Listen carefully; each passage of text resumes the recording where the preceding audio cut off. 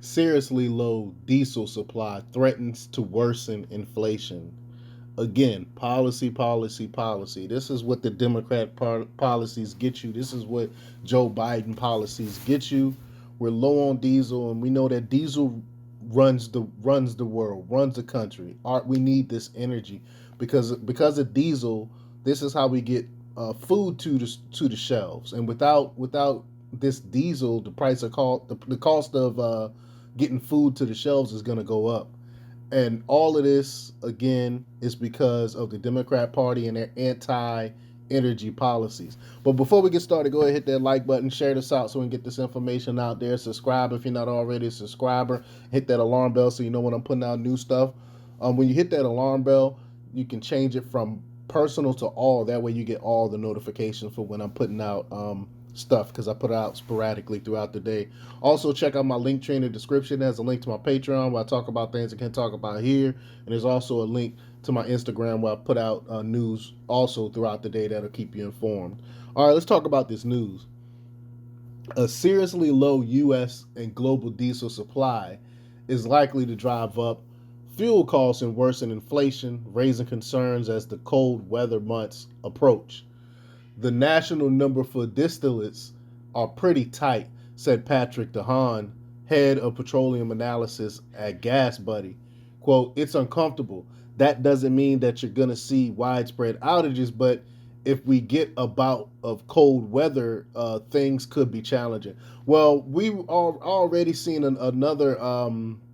It came out that we only had I think they said 25 days of diesel oil in the reserves, and this diesel is different from the regular oil reserves, and we have 25 days supply of that. And when that runs out, if they have to tap that and that runs out, who knows what we would do for diesel fuel. I mean, this is ridiculous. Analysis says that a confluence of factors long bubbling beneath the surface are now coming to a head as colder temperatures bring more seasonal demand for diesel, a fuel that powers trucks and buses and is also used in heating. Quote, this is the start of a heating oil season. This is when demand really starts picking up as we enter the winter months, said Debnal Chowdhury, the head of North and Latin American refining and marketing research at S&P Global Commodity Insights. The country has about 25 days. See, this is what I was alluding to. The country has about 25 days worth of diesel left, a level that is considered very low. Dehan said that normally the country's supply is closer to the low to mid 30s in terms of numbers of days remaining. So it's estimated by like right after Thanksgiving, that's when it's stuff really gonna hit the fan. It's really gonna be bad when it comes to the price of everything. So by Christmas, who knows what we're gonna be looking at? Much of the country's attention has been focused on gasoline prices, which have fluctuated throughout the year. They have generally fallen in recent months, following a peak of $5 per gallon in June, but it's still up higher than what it was before Biden took office. Still substantially high. Gasoline and diesel are products made from oil, and oil prices soared since Biden took office. A confluence of factors has also strained diesel markets. These factors include reducing refining capacity due to the pandemic increased demand amid the stupids recovery of the Chinese export quotas, Childhurry said. Quote, diesel demand came back a lot faster than other products.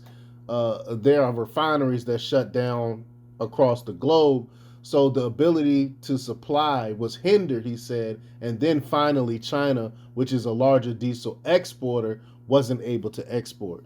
All of those things combined the world led the world to really have low inventory, he added, also mentioning a recent increase in demand for jet fuel, which may have to compete with diesel at the refinery.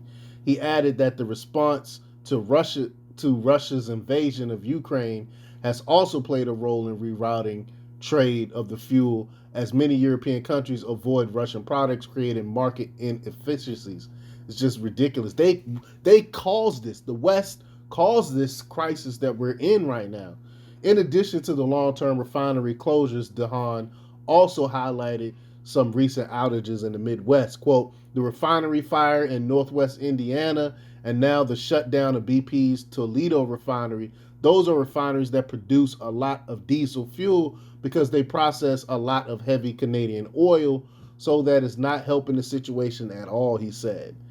Analysis say that this crunch is expected to worsen persistently high inflation not seen in the last 4 decades. High diesel prices may drive up shipping and heating costs. And of course, Biden is not going to take blame for this. He's going to blame the other factors. He's going to blame it on Russia and all this other stuff. He's not going to talk about any of his policies that's causing this. Quote, the rising cost of diesel fuel therefore impacts everybody as diesel prices affect direct manufacturing, transportation, and heating costs.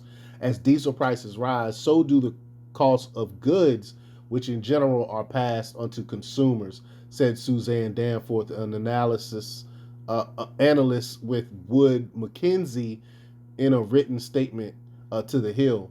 Danforth added that this could also help push the country into recession as rising prices could curb demand for products. But I'm going to add, we're already in a recession. They're lying about it. They're hiding it. We're not going to hear about it. I think probably by December, they're not going to be able to hide it any longer because, people purchasing stuff for Christmas and stuff. I think that's going to be lower. People purchase is going to be lower. The price of things is going to be higher. They're going to be unable to hide the recession, and the midterms are going to be over with. So they're gonna finally admit that we are in a recession, I believe. But quote, higher diesel prices have the potential to create even stronger inflationary pressures, especially if the current price spike is sustained, adding significant downside risk to demand and increasing the chances of a global recession, she said. However, she also noted that if the economy slows, that could also help bring diesel prices down. But the impacts of heating costs may not impact Americans evenly.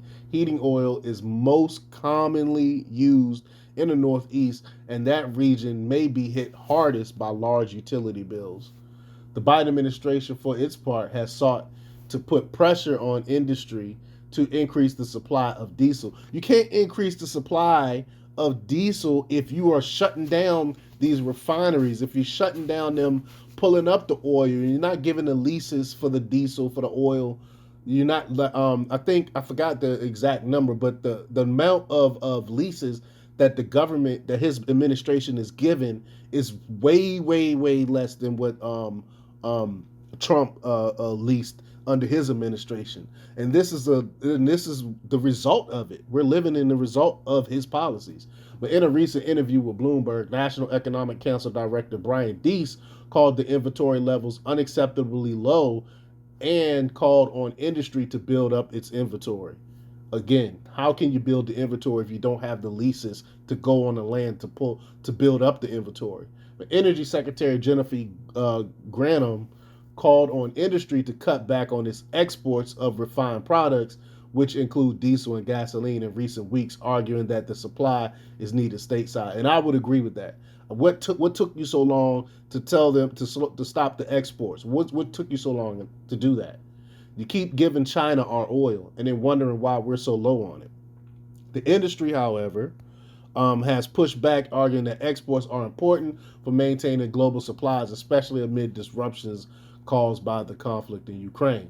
Quote, reducing global supply by limiting U.S. exports to build region-specific inventory will only aggregate the global supply shortfall, ExxonMobil CEO reportedly wrote to Biden administration last month. I don't care anything for right now about what's going on in other countries. So, let me before I make my statement, let me go on what he said. Overall, Charlie said there's limited options to fix the problem. This is a result difficult crisis to get out of, he said. But again, back to what my statement that I was trying to make earlier, we need to worry about our country right now. We are hurting right now as a country, as a society. We need to build up our own oil supplies first before we start to export our oil supply. So I vehemently disagree with the ExxonMobil CEO there, but I understand his viewpoint because his view he's a company, he's the CEO of the company. They have to make money, and exporting is a way to make money. So I get his argument, but as a country, we need to stop these exporting all this oil and maintain build up our reserves here before we start exporting it to other countries. But let me know what you think. Leave your comments down below. Like, share, and subscribe, and check out themarkrepublics.com for the latest in news. Until next time, peace.